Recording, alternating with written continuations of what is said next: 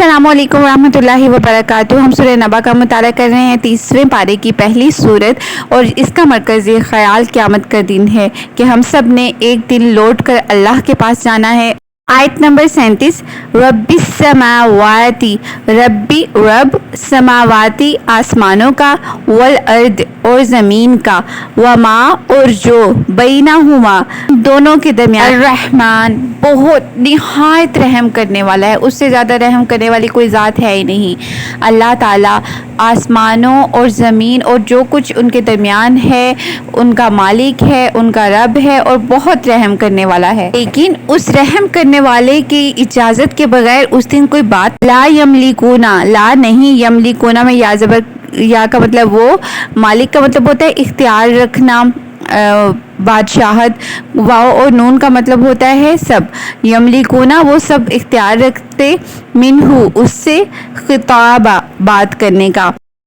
उस दिन कोई भी, यानी क़यामत के दिन कोई भी अल्लाह से, जो ज़मीन और आसमान और इसके दरमियान जो कुछ भी है उस सब का मालिक है, इख्तियार नहीं रखेंगे, हिम्मत नहीं कर सकेंगे कि अल्लाह ताला के सामने कोई भी बात कर सकें। सूरह नबा में अल्लाह ताला ने क़यामत के और कुरान पाक में भी अल्लाह ताला ने रोज़े हशर के, इस दुनिया के ख़त्म होने के बाद जो दोबारा से एक अल्लाह ताला ने एक अब्दी ज़िंदगी शुरू करनी है, उसके बहुत से मराहिल बताए हैं।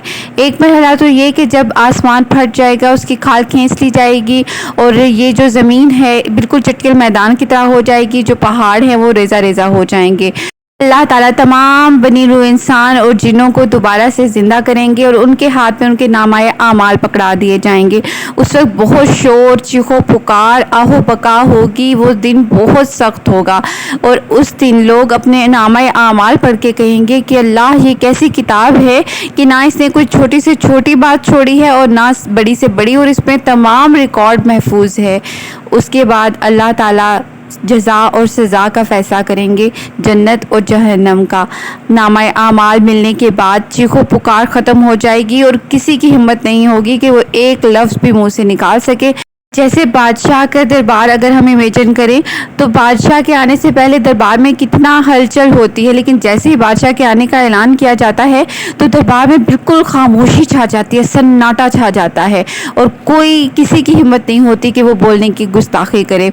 और अल्लाह जिसने ये पूरी दुनिया बनाई है, जो पूरी कायनात का मालिक है, उसके दरबार में कैसे किसी की हिम्मत हो सकती है कि नज़रें उठाकर भी देख ले। वहाँ पर एक छोटी सी बात सीखने वाली है, वो ये कि दुनिया में कभी किसी के साथ हमारा हल्का सा तनाज़ा हो जाता है, हल्का सा क्लैश हो जाता है, तो हम फ़ौरन उसको कहते हैं ठीक है, इसका हिसाब मैं तुमसे आखिरत के दिन लूँगा, मैं अल्लाह के सामने तुम्हारा केस पेश करूँगा, मैं अल्लाह के सामने अब अपनी अदालत लगाऊँगा। इन तमाम और इससे मिलते जुलते तमाम जो जुमले हैं इनसे परहेज़ करें। अगर किसी से कोई गलती हो गई है, ज़्यादती हो गई है, आप उसे बताएं, आप अपने मामले को सुलझाएं कि उसमें गलती हमारी भी हो सकती है और अल्लाह का इंसाफ और कानून अंधा नहीं है। अगर कोई बात अच्छी लगी हो तो अपने फ्रेंड्स एंड फैमिली के साथ ज़रूर शेयर करें, क्योंकि हमें नहीं पता हमारी कौन सी बात किसी के लिए सदका जारिया और हमारे लिए हिदायत का ज़रिया बन जाए। अस्सलामु अलैकुम व रहमतुल्लाहि व बरकातुहू।